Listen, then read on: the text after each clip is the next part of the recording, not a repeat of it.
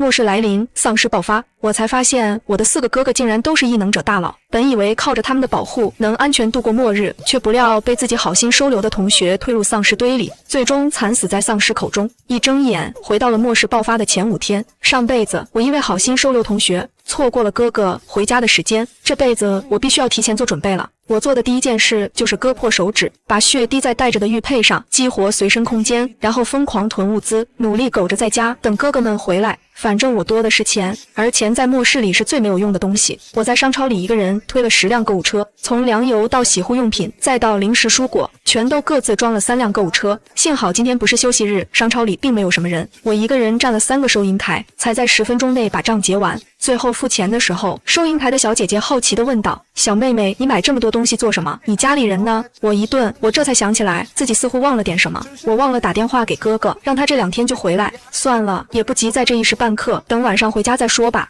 我费劲地拎起2个大购物袋走出超市，一直到安全出口的地方，将购物袋收进空间里。我反反复复来回好几趟，这才把东西都收完，累得满头是汗。出了超市，我花了半天时间跑遍了整个市区的药店，在每家店将各种药个买了2-3盒，加起来也是巨大的一笔量。药物准备好了，主要还是食物，还有日常用品，还有衣服。这些物资虽然我现在囤的已经很多了，但是我得考虑到我和哥哥以后会不会遇到别的情况。既然有条件准备吃得饱算什么，吃得好才是王道。就算是末世，也要尽量让自己过得像个人一样。主食、调料和日常洗护用品，还有零食、衣服这些囤了一圈后，我又去租了个仓库，自己去一点一点的买，毕竟还是费时费力，而且量还不大。我决定租了仓库，直接让人送过来。第2天一早出发去农贸市场前，我又打了电话给哥哥江玉，所幸这次电话终于接通了。江玉的声音里带着笑意，他心情很好的问：“知薇，怎么了？昨天有点事，你的电话没接到，看到的时候太晚了，怕影响你休息，就没有回。”我听到哥哥的声音，眼眶有点酸涩。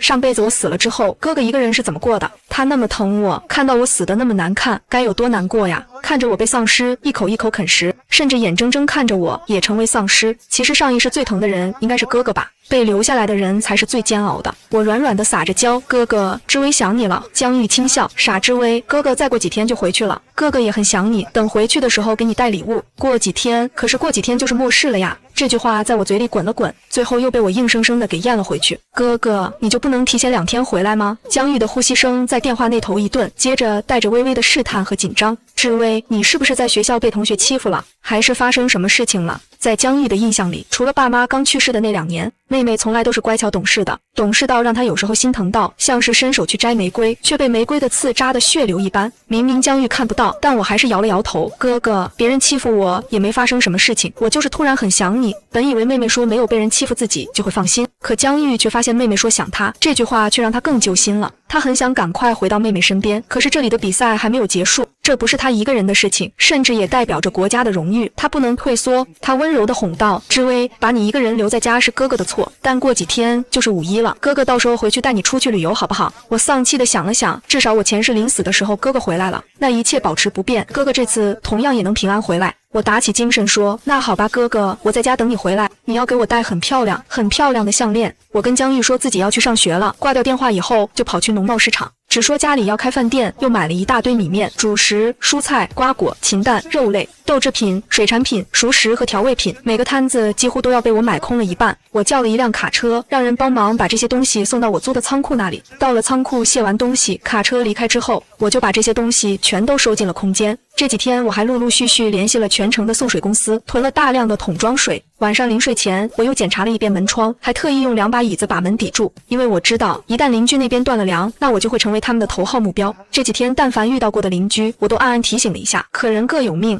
明天之后我就不会烂好心的管别人了，毕竟我也不会知道我开门的瞬间放进来的究竟是我的邻居还是一条毒蛇。催眠曲萦绕在耳边，像是母亲的低语，温柔地哄着我入睡。一直到凌晨1点多左右，我终于侧躺在床上，蜷缩着身子，慢悠悠沉溺于这片温柔的海。心里惦记着是我睡得不算太熟，第2天早上5点出头就醒了。我坐在床上，看着窗外已经隐隐透着些乌青的天空，今天的太阳依旧正常升起，就算我紧闭着门窗，也能感受到阳光明媚又充斥着暖气，看起来就是让人眷恋的温度。8点20分，前世我差不多就是这个时候出门，我知道自己此刻如果出门的话，就会像前世一样遇到那3个害死我的人。可我同样明白，就算再怎么恨他们，现在的我也不可能拿着刀跑出去砍他们一刀。我能够做的就是什么都不做，袖手旁观，让他们也亲身感受一下我曾感受过的痛苦。我觉得大概我本就是恶毒的人，所以只要一想到他们3个人会因为无处躲藏而被丧尸啃食到痛苦哀嚎，我就觉得痛快极了。时间差不多的时候，我和上一世一样打电话给哥哥江玉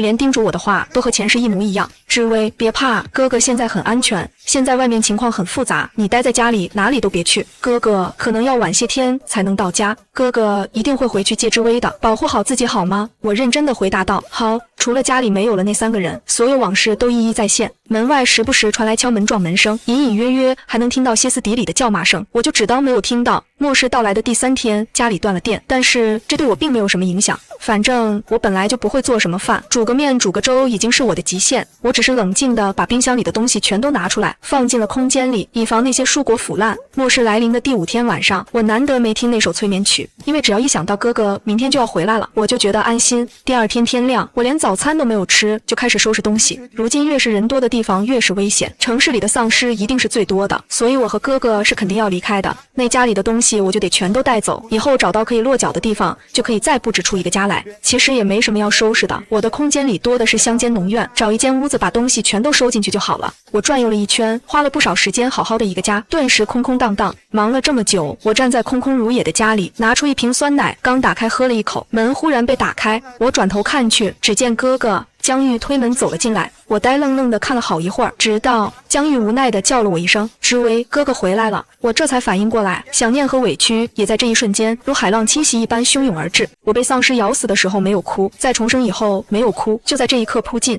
江玉的怀里，哭得撕心裂肺。江玉心疼地抚着我的后脑勺，这是自爸妈离世以后他在这世上最珍贵的人啊。江玉拍拍我的背，哄我道，好了，知薇乖，不要哭了，让别人笑话。我的哭声一顿，从江玉的怀里退出一点，偷偷探头往他身后看，果然江玉身后还站着3个帅气小哥。我的抽泣声瞬间被我给咽了下去，然后我控制不住地打了个哭嗝。3个小哥哥就这么看着我，我忍不住一阵羞耻。就在我准备继续把头埋到自家哥哥怀里，好像自己能够不要那么羞耻的时候，其中一个可爱娃娃脸的男生对我笑了笑，你们家还真是家徒四壁呀。他身旁另一个一身工装看起来很新潮的男生闻言一把捂住了他的嘴，也对着我笑，只是他是讨好的笑，妹妹别听他胡扯呀，他这个人说话不动脑子。我抬头看江玉，江玉伸手帮我把脸上的眼泪擦了擦，指着那个娃娃脸男生给我介绍道，他跟我们一个姓，也姓江，叫江延策。我点点头，江玉继续介绍穿工装的男生，他叫向晨。我看向最后一个人，哥哥。江玉的声音同时在我耳边响起，他是商木，他们3个都是哥哥的舍友。这时的我已经顾不上点头或者摇头，我有点呆呆地看着商木。我从前以为哥哥江玉就是这世上最温柔好看的人，可商木身上带着一股扑面而来的温润又清新的少年感，直击我的审美。我觉得自己肯定是没有吃早饭，这回有点饿，所以我此时此刻看着商木，情不自禁地咽了咽口水。我觉得不是狡辩，因为有个词叫做秀色可餐，商木何止是可餐，那是非常极其特别可餐。我低下头，乖巧无比地叫人，哥哥们好。江延策听了一下子就激动了，好好好，第一次见面。他掏了掏口袋，空空如也，抬头看到向晨打趣的目光。江延策不乐意的呛声，当你有什么意见，搞得好像你现在能拿出什么见面礼似的。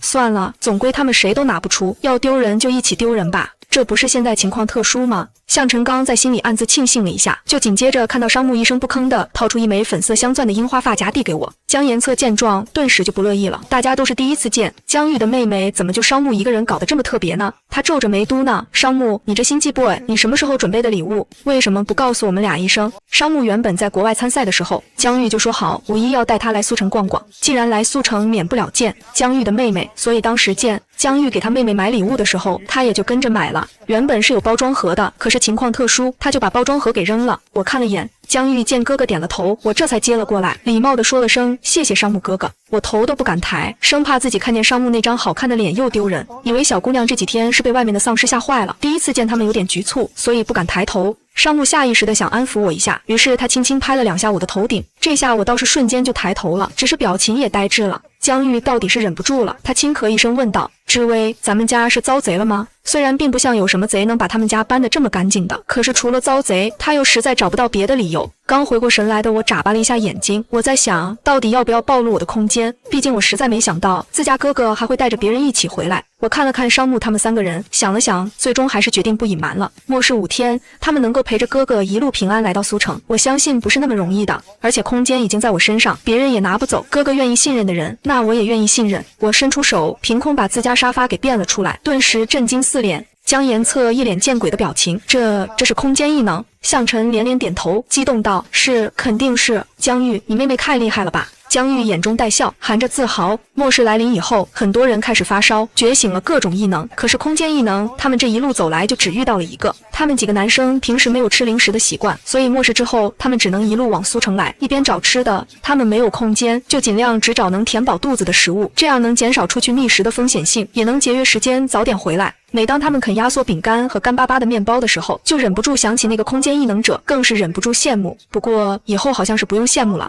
这叫空间异能吗？哥哥，那你们都有异能吗？我心中藏着疑惑，面上不动声色地问。江玉点点头，哥哥是风火双系异能，商木是雷系和冰系双系异能，江延策是金系异能，向晨是土系异能，加上你，我们现在都是异能者。我有点心虚，我可不是异能者。不过这话就不用说出来了，就让这个美好的误会延续下去吧，这样显得我好像也没那么磕碜了。说起来可真是绝了，自家哥哥这边4个人全是异能者，不说，甚至哥哥和商木还都是双系异能。要不是上辈子我和那3个白眼狼全都不是异能者，我还以为异能者已经烂大街了呢。想到这里，我有点失落。一屋子站着5个人，只有我是个麻瓜。好在自己有个空间，突然感觉都不配跟他们站在一起。不过说起来，向晨这个看起来最潮的人，他的异能居然是最土的。对不起，是我的脑回路有点颠簸了。这么一想，我的失落感消散了一些。我扫了一圈屋子里的几个人，问道：“哥哥，那我们接下来怎么办？一路往京市去吧，得去找找他们的家人。”说到家人，江延策和向晨的情绪有点消沉，也不知道自己的家人究竟还活没活着。他们心里盼望着，但又忍不住做着最坏的打算。闻言，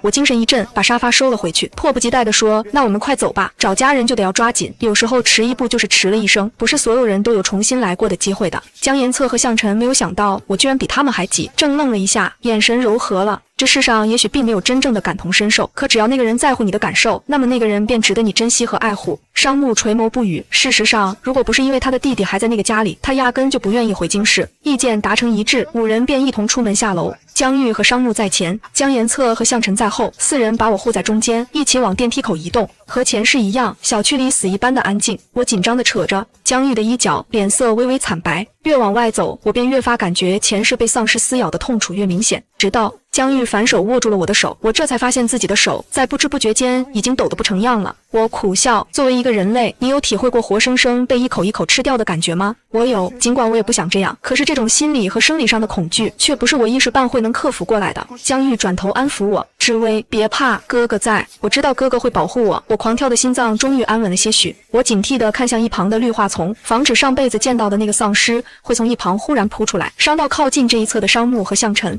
江延策见我的脚步变慢，好奇地问：“妹妹，你看什么呢？”然后顺着我的目光看向那片绿化丛，一脸小奶狗的憨憨可爱。我跟你讲，妹妹，那边之前居然还躲着一个丧尸，不过被我们给杀掉了。所以说我拿着只够凑齐2集故事情节的剧本，结果这剧本还废了一半是吗？一辆军用吉普车就停在台阶前，也不知道他们是怎么搞到的。商木迅速打开车门，上车反手把我拉了上去。江玉紧跟着上了车，江延策也快速上了副驾，向晨上了驾驶座后快速启动，将车开离了小区。前世今生我都没有亲眼看到外面大街上是什么情况，现在我算是看到了，满大街的丧尸一脸腐烂灰败，衣服上有着喷溅出来的鲜血，步履蹒跚又僵硬地向他们的车走来。向晨紧皱眉头，沉声道：“坐好。”江玉和商木一人一边拉住我，车瞬间提速。我因为惯性后背猛地撞到椅背上，我知道要是真的被这些丧尸堵住了，他们也就出不去了。有拍打声不断在车的2侧响起，江玉抱住我，伸手捂住我耳朵。向晨开着车快速行驶，在遍布着废弃车辆的街道上，看到前方的丧尸向他们逼近，他将油门一踩到底。末世短短5天时间，他们这4个人每人都已经杀过不少丧尸，那些曾经的同类如今已经不再是人类，所以在撞飞那些丧尸的瞬间，向晨的心里早就没有了第一次动手时的负罪感。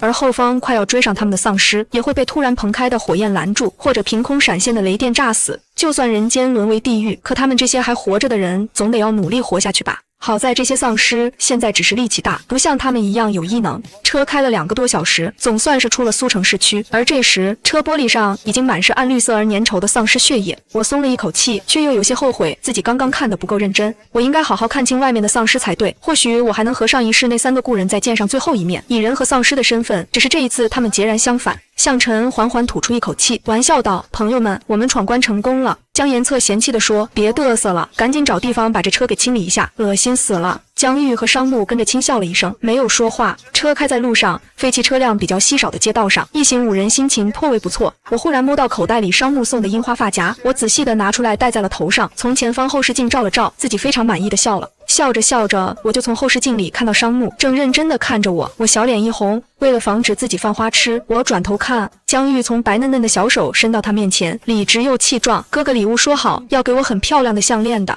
江玉从口袋里拿出一条粉色母贝，周围镶钻的玫瑰花项链，然后轻巧地给我戴上了。我欢喜又珍惜地摸了摸，然后又摸了摸头上的发夹。该说不说，虽然都很好看，但这2个人的审美也太一致了吧。江玉看到我的动作，解释道：“是在一家店买的。”我点点头，很好看，我喜欢。说完，我从空间里拿出一盒无糖薄荷糖给江玉和商木分了几粒，自己也拿了几粒，剩下的就递给了前排的江延策，让他和向晨分。江延策顿时眼前一亮，高兴地转身勾着脑袋跟我说话：“妹妹，你在空间里囤物资了。”闻言，我点点头。江延策的眼神更亮了，他竖着大拇指说：“真棒！”其实4个男生都知道，我的空间里应该也没有什么物资，毕竟我一个小姑娘在家里待了整整5天，就算之前家里囤了点吃的，那又能有多少呢？我被他们4个人夸得晕头转向，有些不好意思地说：“商木他们3个人，你们跟哥哥一样叫我知微就好。”说完我顿了顿，非常豪气地问：“你们要不要吃火锅？烤肉也可以，奶茶呢？牛排要吃吗？”啃了5天干面包和饼干的4个男生，此时非常没有出息地咽了咽喉咙。明人不说暗话，他们承认他们馋。江延策不敢置信地问：“这些你都有？不是开玩笑？”江玉和另一旁的商木紧盯着我，连正在开车的向晨也从后视镜里看着我，看得我头皮都有点发麻。但我现在可以说就是个可以移动的物资商城，虽然我没有异能，但我还是有点用的。我坚定地点点头，对，都有。车内静默了2秒，随后江延策就跟被人踩了尾巴似的，激动到鬼叫。向晨忍不住吼他：“闭嘴，吵到我耳朵了。”殊不知他声音里激动的笑意已经明显到和江延策不相上下了，连商木这个不怎么爱说话的人都低头笑着对我说：“知微真厉害，异能再强也得吃饭喝水才能活下去。”我这个消息真的是末世以来他们听过最好的消息了。江玉若有所思，他知道自家妹妹每当放假之前都会买不少吃的回来，但他们如今有5个人，恐怕还得好好盘算一下，一路上更要抓紧找物资，毕竟找到江延策和向晨的家人之后，他们这些人物资的需求量会更多。江玉问道：“知微，这些食物你空间里有多少？”我一脸心虚的不敢回答。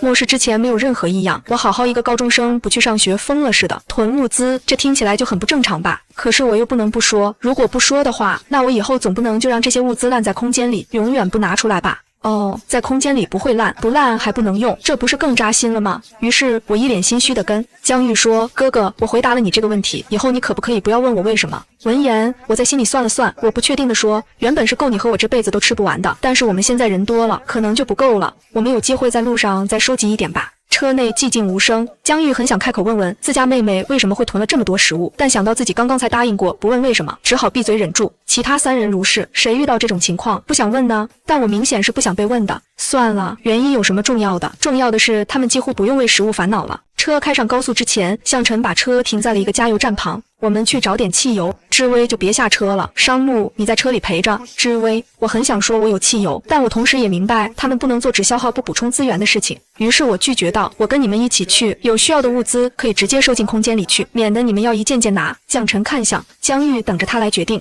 江玉看他妹妹软乎乎的漂亮模样，伸手捏了捏我的脸颊。那哥哥先去看看有没有危险，安全的话你再跟商木下车。既然这个世界已经沦陷，既然他做不到让妹妹永远生活在象牙塔里，那就在他的保护下去努力看看这个世界吧。我点头，又拉着3人把自己在末世之前囤的高尔夫球杆给了他们1人1根防身。江玉3人老老实实接过。事实上他们本用不上这种东西，虽说他们的异能还不怎么强，但现在那些丧尸也同样不强，用异能来对付那些丧尸他们还是可以做到的。可是看着我非常认真的神色，还有微微蹙起的秀眉，三个人非常识相的老实了。结果加油站很安静，可是今时不比往日，越是安静的氛围，就越是会让人感觉诡异。加油站外面是藏不了人的，向晨开始给车加油，江玉和江延策则走向加油站里的便利店。江延策隔着窗户往里面看，除了货架以外看不到其他，而且里面的物资看起来也挺齐全的，好像并没有什么人来过。江延策转头看，江玉把门打开看看，玻璃门上挂了把锁。江延策刚好是精细异能，他只是伸手握住锁，就看到锁很轻易的在他手中变形。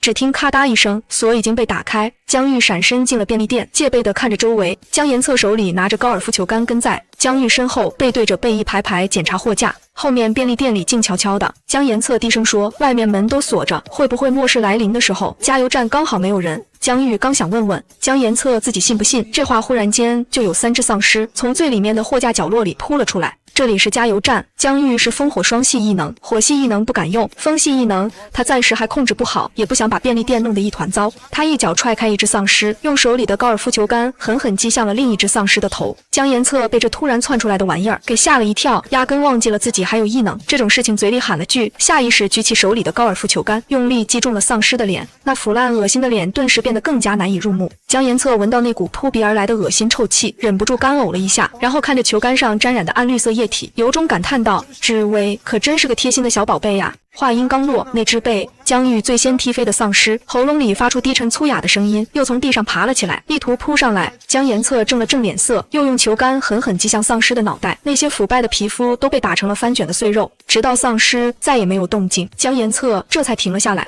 他刚刚杀丧尸的时候没觉得这会停下来，倒是嫌弃地说：“这丧尸长得真的是太恶心了。”江玉无语，这么恶心还不是他给打的吗？自己把自己给恶心吐了，可还行。看到江延策还在那龇牙咧嘴的上蹿下跳着，江玉无奈地摇了摇头，把剩下的地方给检查了一遍，检查完没有问题。江玉回到江延策身旁，见他还是一脸嫌弃地看着地上的丧尸，江玉忽然想起了点什么，他皱眉问：“你觉不觉得这3只丧尸有点不一样？”江延策疑惑问：“哪里不一样？”江玉想了想说道：“我们进了便利店以后，他们一点动静都没有，直到我们快要到他们面前才忽然扑出来。我总觉得他们似乎有点聪明。”听江玉这么说，江延策此时也感觉到了一丝不对劲。他们之前遇到的丧尸全都是一听到动静，一闻到人味就跟个畜生一样扑上来，可这3只似乎还真的有点不一样。江延策低头看了看被自己打得面目全非的丧尸，再一次忍不住嫌弃：“算了算了，管他一样不一样呢，再不一样，反正也是死的了。我去叫志威和商木过来。”江玉点点头，然后趁着江延策出去的功夫四处找寻了一番，最后扯了几条毛巾把这只丧尸的头给盖住了。太恶心了，越看越恶心，还是不让志威看到的好。见到江延策来叫商木，反手拿2个双肩包，转头对我说：“志威，我们下车吧。”我疑惑，带包做什么？我不是有空间吗？商木笑容温润，宛若山涧一袭清爽的风，温柔解释道：“你的空间不方便在别人面前暴露，拿背包装点东西遮掩一下。”我呆呆的哦了一声，一咕噜转身打开车门，下了车直奔便利店里跑。哥哥，这里有个人笑得好蛊惑我，那个什么心差点萌动了。跑到便利店门口往那一看，我顿时眼前一亮。自从有了空间以后，我觉得自己可喜欢囤东西了，就跟松鼠过冬要囤食似的。看到这满满当当的便利店，我觉得自己灵魂的信仰，骨子里的 DNA 真的动了。我兴奋地喊：“哥哥，好多东西啊！这里都没人来过的吗？都已经末世第6天了，不至于到现在都没有人路过这个便利店吧？今时不同往日，现在有人看到便利店，不该就像是蝗虫过境一样吗？怎么还能这么整整齐齐？”江玉应了一声：“对，店里有3只丧尸，门也锁着。”听到丧尸2个字，我下意识颤了一下，被走在我身后的商木敏锐地发现，他伸出手轻轻拍了拍我的肩膀，以示安抚。可谁知他刚拍了2下，我就瑟缩了一下，跟个受惊的兔子似的，滴溜溜地溜走了。怕我？商木想了想我之前的反应，这才发现我面对他时，似乎大多都是闪躲着的。想到这里，商木有些失笑：“他很吓人吗？小姑娘见了他就躲。”商木低头勾唇笑了笑，随后跟着进了店，在靠近门口的货架上随手拿了些东西，把2个包填得差不多满，剩下的就让我给收进了空间。只见我走过一排排货架，伸手扶过货架，就空了一排又一排。第一次见到这种情形的江玉和商木看的眼都不眨一下，看着刚刚还满满当当的便利店，这会儿已经空空如也，我满意极了。我还打了个响指，颇有点嘚瑟地说：“搞定。”说完，我一转身，刚走了2步，就感觉自己踩到什么硬硬的东西。我抬脚低头看去，只见一块上面还沾满着暗绿色不明液体的石头，正安静躺在地上，看起来神秘又恶心。我又好奇又嫌弃，从空间里拿出一条干净毛巾，将石头包裹在毛巾里擦干净。再看时，它已经是一块晶莹、略带光泽感、丝状物质的，像是宝石一般的石头了。哥哥，你们看，我刚想把石头递给江玉和商木，外面就传来了车的声音。江玉和商木警惕地看向外面，我把到了嘴边的话咽了回去，把石头放进自己外套口袋里。江玉和商木护着我，快速走到了便利店外，加完油、洗完车，还搬了不少汽油上车的。江延策和向晨也正走到便利店门口。加油站里，此时除了他们的车以外，还多了2辆 SUV， 也就是说，对方的人肯定比他们多。4个男生顿时更加警惕了，而自认是5个人里唯一弱鸡的我，倒是最轻松的那个。也不是说我心大，关键就是我手不能提，肩不能扛的，我紧张了也没什么用，是生是死全靠这4位哥哥了。别说还不一定会打起来，打起来也不一定会输，就算打了也输了，总归也不能有上辈子死得惨吧。2辆车陆陆续续下来了8个人，一水的男人，双方目光对峙了片刻，又同时移开了目光。我们率先向自己的车走去，对方也走向了便利店。一个黄头发的年轻男人跑得最快，就在双方即将错身而过时，黄头发的年轻男人在便利店门口仔细扫了一眼，转头空的什么都没有。就在这时，一道阴冷的声音喊道：“站住，把你手里的包还有那个小姑娘留下，我就放你走。”对方说到包时，商木神色淡淡，反正他也没在背包里面装什么东西，与其浪费时间发生争执，还不如给他们算了，省得麻烦。可对方后半句说到要把我留下时，商木的神色一下子冷了，他冷漠地转头看向那个刚刚说话的瘦长脸男人，随后晴空万里的天气忽然凭空出现，一道雷电就劈向了男人。男人一时不备被劈晕的同时，顺便还被烫了个爆炸头。眼看自家大哥被人一下子给弄晕了，剩下的7个小弟敢怒不敢言。他们之所以会认瘦长脸男人做大哥，就是因为他是异能者。如今丧尸遍布，已经乱了套了。强者为尊就是约定俗成的规矩，想要活下去就得找有能力的人庇护自己。可如今他们眼里的强者被人打倒了，那只能说明对方更强，那他们就算是想做点什么也不敢啊。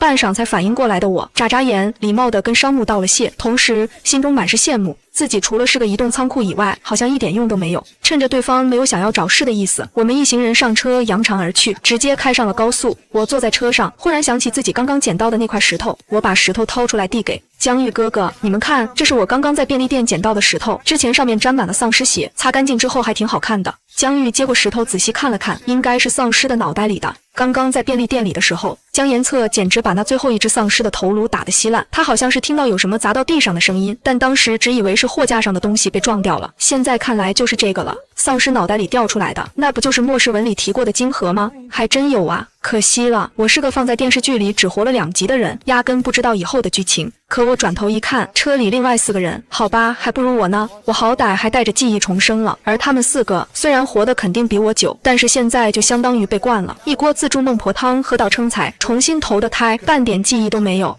我看着哥哥。江玉很想问他以前有没有看过末世文小说，可这话才刚想起，就知道没有什么问的必要。爸妈去世以后，哥哥他哪里能有这种悠闲时间？我在剩下的3个人里寻思了一下，最后觉得这话还是更适合问江延策。我看着转头看景和的江延策问道：“延策哥，你平时看小说吗？”江延策也没让我失望，看啊。我听了高兴极了。那你平时看末世文吗？末世文？那我不看。此时此刻，我感觉人生是有点孤独的，我甚至已经不想再说这件事了。毕竟把一件小说里的事情拿出来说，确实是有点太过玩笑了。可是万一呢？就像我之前不是也没有想过丧尸的脑袋里真的会有晶核这种东西吗？我犹犹豫豫的模样落在江玉眼里，他问道：“怎么了？”我是个在哥哥面前爱说实话的好孩子。听到江玉问了，我立马不纠结了，老实说道：“哥哥，我在小说里看过这种丧尸脑袋里好看的石头，叫做晶核，可以用来提升异能。”江延策扑哧一声笑了出来。知薇，你真是太可爱了，小说里写的怎么能当真呢？那些都是这2个字到了嘴边，江延策愣是没能说出来。假的吗？可是小说里写的末世真的出现了呀，丧尸的脑袋里也确实有所谓的晶核呀。所以说，谁敢保证晶核能提升异能这件事是假的呢？车内有异能的4个男生全都傻了眼，向晨更是猛地一岔，将车停在了路边。好在如今是末世，不然分分钟扣分罚款。所有人都看向了江玉手中那颗晶莹的晶核，好半晌都说不出话来。向晨努力找回自己的声音：“我们要试试吗？”向晨这么一问，提出这件事的我反而是最先反对的。不行，这只是小说里写的，谁也不知道真假，而且这还是丧尸脑袋里的东西，万一是假的，谁知道会有什么样的后果呢？更重要的是，让谁试呢？哥哥自然不用说，可剩下的3个人虽然和我认识时间不长，可他们跟着哥哥一路过来救我，还那么维护我，我也同样舍不得他们陷入险境啊。我能想到的问题，他们4个人不会想不到。江玉说：“我来试吧，既然是知微捡到的，那就应该我来试。”闻言，江延策立马昂头反对：“应该个鬼，你胡扯什么？要是这么说的话，那丧尸还是我杀的呢？那当然应该我来试。”商木摇头反对：“丧尸是你们杀的，那这种事情就让我来试吧，总不能什么都是你们做。”不等向晨说话，我掐了掐掌心，从江玉手里拿过那块金盒。这样吧，既然你们争来争去，那不如都不要试了，先放在我这里，等以后再说。4个人，你看我，我看你，行了吧？满意了吧？知微恼了，谁也别试了。临近中午，向晨把车开下了高速，停在了路边，准备一起吃午饭。5人则进了路边的林子里，靠在小河边。我从空间里把自家的饭桌和椅子拿了出来，随后又拿出5副碗筷和一大锅的火锅出来，看着江延策眼睛都直了，真的是火锅呀！我还以为知微之前说的是自热小火锅呢，瞧瞧这火锅还滚烫的，冒着热气呢。我点点头，我让火锅店的人送到家里来的，就是有一点不太好，现在不方便，不能随时夹菜。4个男生可没有觉得有哪里不好，特别是江延策已经激动地坐在了椅子上，从锅里夹了一块肥牛扔在了嘴里，烫得他龇牙咧嘴，但还是把肥牛给吃完了。他抽了抽鼻子，觉得自己都要感动哭了。我还以为我这辈子都再也吃不到火锅了呢。知微，你可不知道，末世来临之前，我正吃着蛋白粉想增肌呢。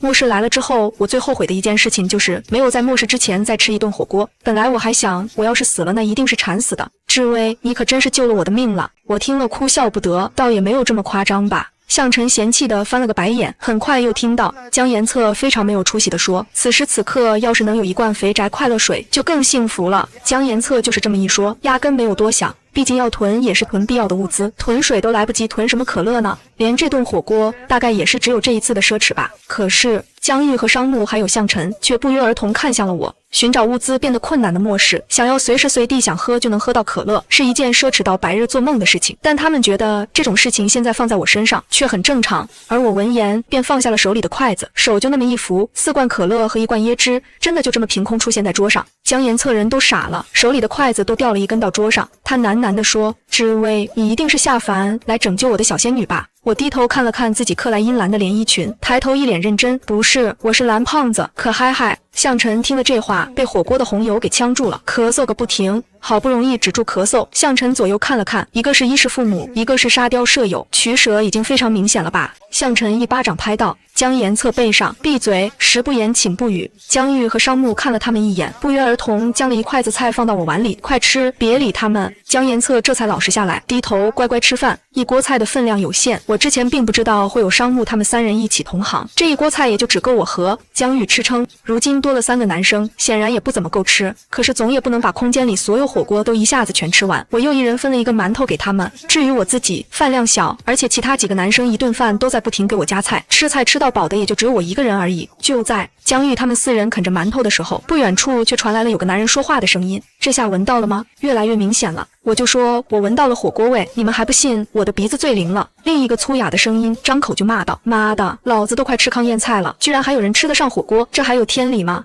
江玉他们4个人明明都听到了这2个男人说话的声音，但他们4个还是跟个大爷似的，头都没抬一下。甚至江玉和商木吃馒头的速度依旧慢条斯理，优雅的不像是在吃馒头，而是2位贵公子在吃法餐。我这辈子从来没有过这么快的反应，我反手立马就把中间的桌子和桌上的锅和碗筷全都收了起来，顿时显得这4个对着空气围坐在一起的帅气男生像是几个憨憨，显然觉得这样很憨憨的不只是我自己，所以这下子4个人总算是老实站起来了。我立马把椅子收了起来，一手拉一个，想要把他们拽回路边，可是已经来不及了，刚刚说话的人已经走到了他们这边。我这才看到原来不是2个人，而是4个人。发现了我们的4个男人，闻到空气里让人垂涎的火锅味，相互对视了一眼。刚刚因为我们人更多而萌生的退意消散了，最终还是决定抓住这条大鱼。毕竟我是这么一个看起来就软软糯糯的小姑娘，他们完全可以不用放在眼里。至于其他4个男的嘛，看起来年纪也不大，应该也没有什么威胁力。其中一个一脸横肉的男人满脸堆着不怀好意的笑，语气里满是威胁：“喂，小兄弟们，看你们过得挺滋润，也给大哥们一点吧。”江延策脸皮厚，他嘻嘻哈哈地说：“那大哥你看走眼了，我们可是实打实的穷鬼。”江延策低头看了一眼斜前方到他胸口高度的我，心想着不是一般的穷，还是要被包养的穷啊。空气中牛油火锅的香味还没消散。眼看江延策这么不识相，男人立马瞪大了眼睛威胁道：操，老子给你们脸了是吧？好声好气的，你们不听，那可就别怪我们手底下不留情面了。闻言，我非常乖巧懂事的从自家哥哥身旁退了一步，不小心撞到身后的商木怀里。商木疑惑低头问：知微，怎么了？我抬头看商木，一脸乖巧懂事。商木哥，他说他们要不客气了。知微害怕了。我摇头，我给你们让地方，让你们好好发挥。毕竟他们都说要不客气了，你们下手还会客气吗？我在的话，很容易妨碍你们的。我绕到商木的身后之前，还特意回头看了对面的4个男人一眼，同情惋惜地摇了摇头。太惨了，真是太惨了，我都不忍心看了。就说这1米8几的大高个，活得好好的，怎么还想不开呢？我完全不担心对方都是异能者。不说别的，如果他们都是异能者，刚才看到我们的那一瞬间也就不会犹豫了。虽说实力和外表不一定成正比，但他们这5个人看起来确实不如对方威武雄壮，有压迫感。说起来，我确实还是挺怕的，我怕对方的血溅到我身上。我往后退了2步，对面的4个男人朝着他们这边冲了过来，只是还没到跟前就倒了3个。一个是因为地上忽然出现一个洞，掉进洞里几乎被埋了；一个是腿上像是被什么暗器给扎了似的，出现了一个血窟窿；还有一个则是看起来好像平时经常会发誓的样子，因为他头发都根竖了起来，还有点爆炸，一副被雷劈过的模样。就问问正经人，谁会青天白日朗朗乾坤的被雷劈？之所以是倒了3个，是因为我还不想做出火烧树林这种事。至于风异能，这回空间上倒是好发挥，但是他控制不好，待会吹断了树枝，砸到他们自己算谁的？剩下唯一一个还站着的男人，左看看右看看，一脸茫然惊恐地看完自己躺在地上的同伴，又抬头看江玉和商木他们4个，他心中惊异不定，瑟缩着问：你们中间有异能者？江延策依旧一脸嘻嘻哈哈，配上他那张可爱娃娃脸，显得很是无害。大哥，你有点聪明啊，就是用词有点不太准确。我从后面拽着江玉的袖子，把头伸出来，非常配合地点头。确实，这是怎么说话的？怎么能叫异能者呢？明明应该是全都是异能者哦，除了我。听到我的话，原本就很惊慌的男人脸色白了白，摇摇欲坠地晃了晃，然后哐当一声倒地不起，俗称吓晕了。就请问他软软糯糯、乖乖巧巧的妹妹是跟谁学的？说话这么腹黑又气人，把人吓晕了，可还行？是江延策吧？是他吧？江玉感觉自己现在一个人能打10个。江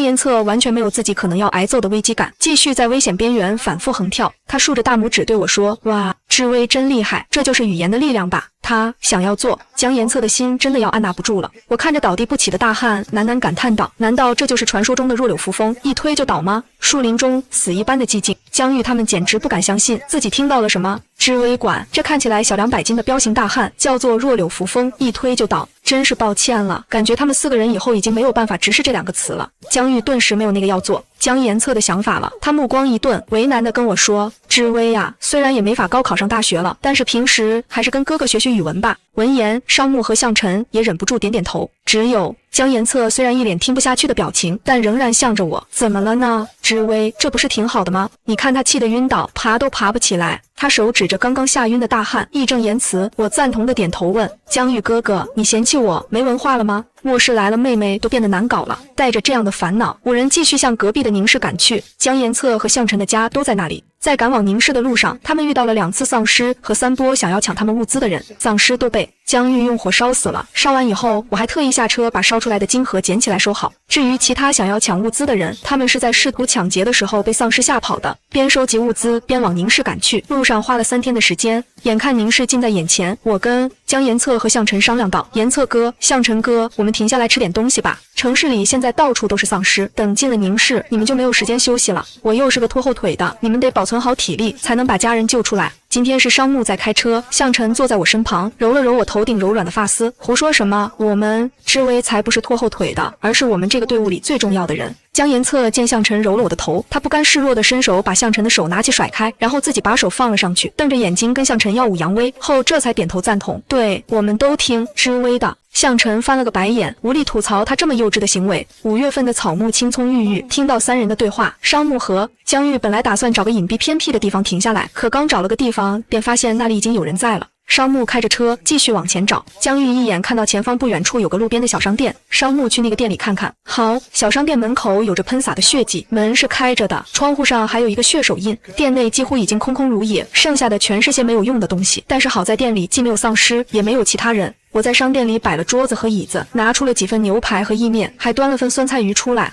中西搭配看着都累，但是在末世里，谁还管什么中餐西餐呢？能吃饱就行了。杂乱脏污的环境没有影响4个男生的食欲，我却有点嫌弃，所以我又把自己收进空间里的干花，连带着花瓶拿了出来，摆在餐桌上，这才满意的点头。吃饭，我平时吃饭都比较慢，今天却吃的尤其的快，我只随便吃了一点，等到其他人吃完，就立马放下了筷子，引得其他4个人纷纷侧目看我。尤其是江延策和向晨，毕竟提出吃饭的人是我，现在我却吃的比猫还少。江延策眨巴着一双无辜的狗狗眼问：志威怎么不吃了？这就饱了吗？我点头，饱了。我是个没有异能的人，还很怕丧尸，从苏城到宁市这几天全靠他们4个人保护我，什么也帮不了，至少不能在这个时候耽误他们。江延策本意是想哄我再多吃一点，谁知一句话就被我给噎了回来。向晨张了张嘴，想要说点什么，被江玉一句话拦住了。算了，我们走吧，救人要紧。知薇要是饿了，可以路上吃点零食。江玉总感觉妹妹和从前比起来，似乎有哪里不同。遇到丧尸害怕时，我本该像从前一样扑进她怀里，让她安慰，可实际上妹妹却小心翼翼地掩藏着，变得敏感而又脆弱，就好像生怕自己因为没用而被人丢弃一般。可是她怎么会丢弃她呢？进了宁市以后，他们就陆陆续续遇到一些丧尸，只是这时还没有进市区，丧尸还算不上太多，江玉他们4个完全可以应付得过来。丧尸如今就是人类生存的天敌，一味的躲并没有什么意义，在有能力的情况下，还是应该尽量去消灭一些丧尸，否则丧尸的数目越多，能力越强，人类的生存环境只会越加困难。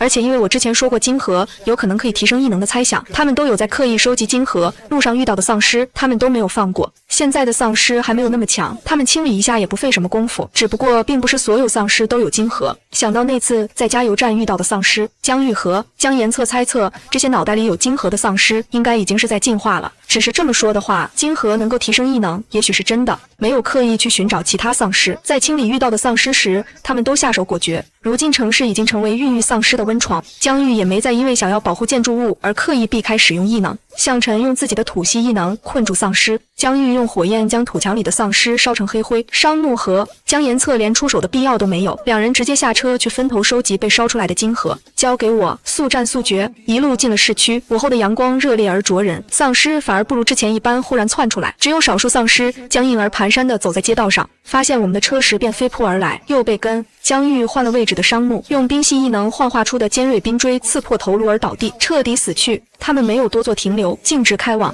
江延策和向晨的家。我问道：我们先去延策哥家还是向晨哥家？要不要兵分两路？我空间里还有别的车，明明还在担心家人，可江延策和向晨闻言扑哧一声笑了出来。向晨解释道：志威，我们是不是还没告诉你，就我和江延策这家伙是隔壁楼的邻居，从小一起长大的。我一呆，但想想江延策和向晨之间确实看起来关系特别好，好的跟自家哥哥还有商木之间不太一样。我点了点头，这样吗？那就好，这样我们就不用分开了，也不用为了先去找谁的家人而纠结。江延策和向晨所住的小区位置很好，放在末世前房价很高。小区不远处就是小学，后面是市第一人民医院，左边有个小公园，右边是一个商业区。即便不是什么高级公寓，而是一个设施比较陈旧的老小区，但是这里的房放在宁市也算是房价很高了。可如今这样繁华的地理位置，却也代表了这里将有着大量的丧尸在等待着他们。我听他们在讨论议会的行动安排。向晨说：那我和商木去我家，江玉你和江延策去他家，至于知薇，江玉一边开车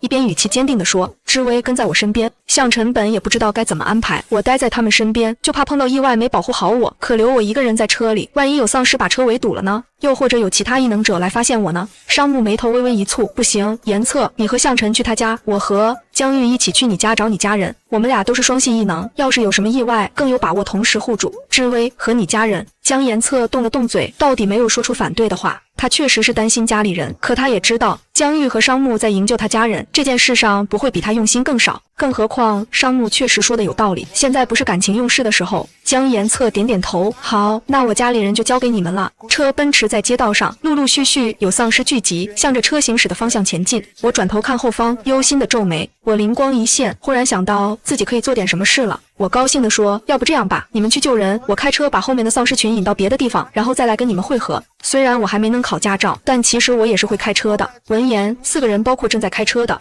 江玉齐齐回头，厉声道：“你给我老实待着，倒也不必这么凶，还是第一次看你们这么团结呢，我还挺不习惯的。”车开到小区门口，后面已经不见丧尸群的踪影。保安室里，两个身穿保安服的丧尸猛地把头撞到玻璃上，腐烂的脸在玻璃上印出暗绿色的印记。我冷不防跟这俩货来了个四目相对，嫌弃的扯着嘴角，然后拽着江延策的袖子说：“快点弄死弄死！”江延策自己也被这突然冒出来的丑货给惊了一下，揉了揉鼻子，掩饰着答应：“好的。”江玉配合着把车停下，江延策下车，用我给的高尔夫球杆打碎玻璃。两只丧尸闻到活人的气息，顿时争先恐后的想要往江延策身上凑，人身子都伸出一半出来，这都省得江延策费力了。他手掌微微弯曲，两根长长的尖锐金属刺穿了丧尸的脑袋，两只丧尸连挣扎的动作都没有，一下就已经丧了命。我见他轻而易举的就把那两只丧尸杀死了，眼中闪过羡慕的光。江延策正满意的准备转身上车，可一转头就看到我正举着水果刀站在他身后，一副即将行刺的模样。我什么时候得罪知微了吗？在线问。哦，不对，现在已经没电没网了。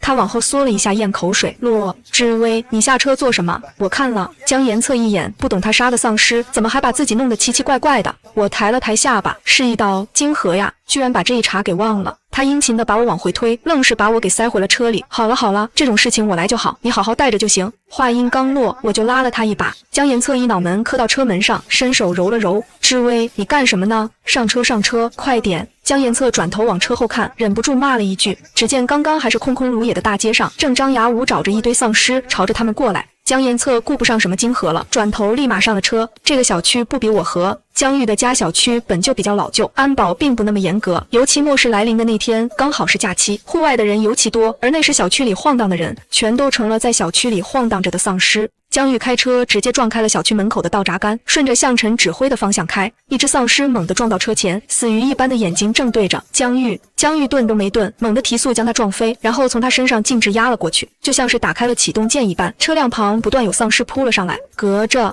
江延策，我跟那些丧尸离得很近很近，近到仿佛隔着玻璃都能闻到他们身上腐烂腥臭的气息。他们啃食撕咬着我，鲜血淋漓，支离破碎。我失神地看着窗外的丧尸，像是丢了魂一般。江延策一转头，刚想跟我说话，就看到我这副不对劲的模样。知微，知微，你怎么了？江延策叫了我好几声，始终看我没有动静。江玉开着车没法回头，商木和向晨闻声都转头紧盯着我，看着我像是被摄了魂一般的神情。商木不由皱了皱眉，然后探身过去，伸手捂住了我的眼睛。丧尸从眼前消失，我渐渐回神，听到他们关心的话语，我却没法回答。我伸手拿开商木的手，低垂着头，不让任何人看到我的眼睛。他们太丑了，吓到我了。江延策信以为真，一把搂过我，一副哥俩好的模样。害怕什么？你延策哥哥在呢，看看哥哥这样帅气的颜值，难道还不够洗涤心灵吗？向晨嫌弃他，笑得像是个250，伸手就把他的爪子从我肩上拍开了。说话就说话，少毛手毛脚的。江延策，你就是嫉妒我跟知微关系好，懒得理你。向晨白他一眼，低声哄起我来。商木却看着我，陷入了沉思。照他看来，我刚刚的反应与其说是被吓到，更像是一种心理上和骨子里的畏惧，仅仅用害怕2个字来形容，显得有些单薄。在学校的时候，他和江玉的关系极好，江玉没少跟他提起这个妹妹。在江玉对江知微的描述里，商木不觉得我应该会有这样的反应，毕竟这已经不是末世的第一天了。我之前也不是没见过丧尸，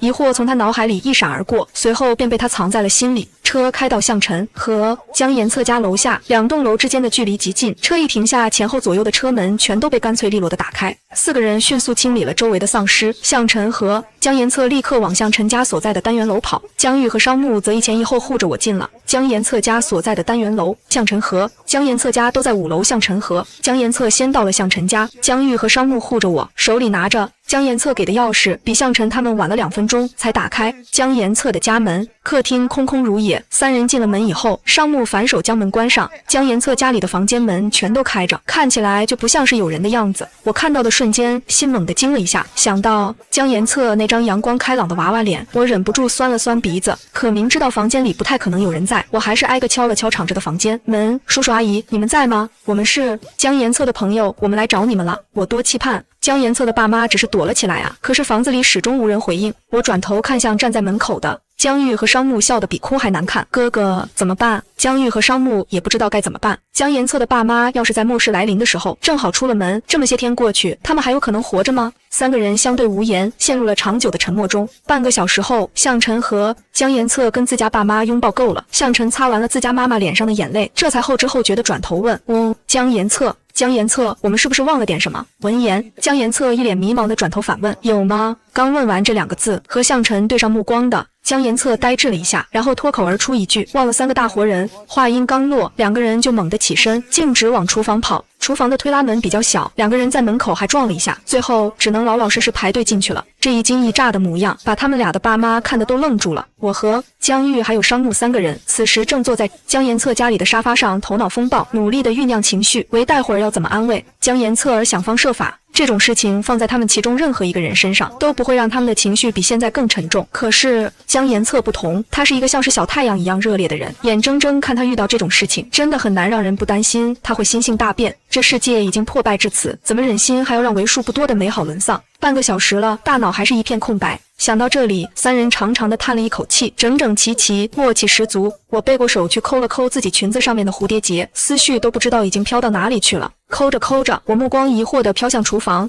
背在身后的胳膊动了动，胳膊肘碰了碰两侧的江玉和商木哥哥。商木哥，你们有听到什么动静吗？江玉和商木刚刚没注意，这回凝神听了听，这才听到动静。江玉迟疑道：这说什么东西在砸玻璃的声音？我从小方向感就不太好，小的时候基本就是个撒手没的状态，也幸亏我的爸妈在我小时候照顾得好，要是换成江玉带妹妹的话，这个家早就完了。因为作为我同父同母的亲哥哥，江玉的方向感实际上也没有好到哪里去。于是江玉顿时谨慎地起身，目光紧紧盯着厨房，防止厨房里会突然蹦出个丧尸出来。看着这兄妹俩如临大敌的模样，商木嘴角微微一抽，我没记错的话，厨房旁边应该就是向晨的家吧，有可能是向晨和严策他们弄出的动静。江玉干咳了一声，掩饰着尴尬。是吗？大概是因为父母早逝的原因，江玉照顾了妹妹好几年，平时她总是成熟稳重的，关于自己有些路痴这一点，这几年她都没在自己几个舍友面前暴露过。此刻这副模样落在商木眼里，让商木觉得他有点怪怪的。商木疑惑地看了他一眼，关心地问：你怎么了？我不设防地张嘴就说我哥，他方才刚想说方向感不好，我就被自家哥哥一把捂住了嘴。商木一时间有点糊涂，而江玉一脸温和地提醒，还是先去厨房看看吧，为了提防厨房里真的有危险。江玉和商木还是一前一后护着我进了厨房。狭小的厨房里，江玉刚一进去就愣在了原地。我好奇地从江玉背后歪头出去看，正巧和从对面准备爬窗户过来但卡住的江延策对上了眼神。我不想笑的，但实在忍不住。虽说现在情况特殊，但他实在是没见过这么特别的回家方式。说真的，居然真的会有人把自己卡在自家和邻居家厨房窗户上的吗？江延策瞪大了眼，他本想的是不声不响从向晨家的厨房偷溜过来，然后给我们一个惊喜，结果他惊了，我们喜了。说起来还挺成功，就是看起来有点尴尬。我笑完贴心地问：你还能下得来吗？江延策不能。江延策家厨房的窗户和向晨家厨房的窗户挨在一起，中间距离并不远。平时江妈妈和向妈妈做饭的时候，伸手还能给对方递个调料那种，只是向晨家的窗户比江延策自己家的窗户要大一些。刚刚江延策发现自己能站上向晨家窗户的时候，他自信满满地以为自己能轻易过去，谁知道他才刚一条腿迈过来，把身子缩了缩，再缩了缩，终究还是卡住了，进又进不来，退又退不回，生平第一次后悔自己为什么要长这么高。最后江延策是被江玉和商木合力给拽进来的，